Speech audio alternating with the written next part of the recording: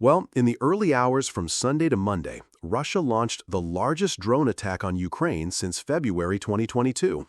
Without exaggeration, the largest in history. According to the Ukrainian Air Force, the main target was a military airbase in the west of the country, and unlike what usually happens in such situations, the Ukrainians admitted there were indeed some confirmed damages. The Air Force spokesperson Yuri Ignat said on Ukrainian TV, the main strike was directed at one of the operational airfields. There were some hits. He did not provide further details about the extent of the damage. That base is located in the city of Dubno, about 60 kilometers from the Polish border, and you can already imagine the attention this raised. The Polish army, along with Allied aircraft, was activated early Monday morning to ensure airspace security. According to the Russian Defense Ministry, this was yet another retaliation for drone attacks that Ukraine has been carrying out against Russian airbases. As we have seen, this cycle of attacks and retaliations continues to intensify.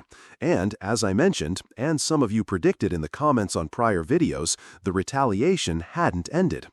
Diplomatic channels between Kiev and Moscow remain blocked, with no real progress in negotiations. Changing the subject a bit, it seems there are strategic changes in the Russian Navy. According to Patrushev, a former KGB agent and very close to Putin, President Putin approved a new naval strategy that extends to 2050.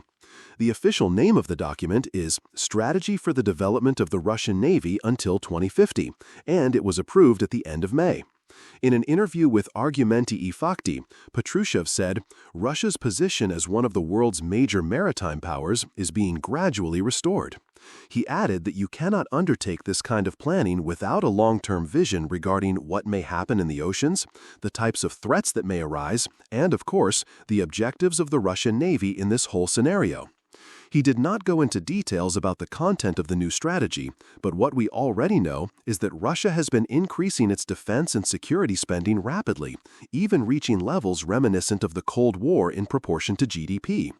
According to open data, Russia has 79 submarines, 14 of which can launch nuclear ballistic missiles. Moreover, there are 222 active warships, with the main fleet being the Northern Fleet, based in Severomorsk in the Barents Sea. We can't forget, folks, that in current times, even insurgent groups like the Houthis, using new technologies, have managed to pose threats to powerful warships. So this is a fact that demonstrates that efficient modernization cannot leave this variable out.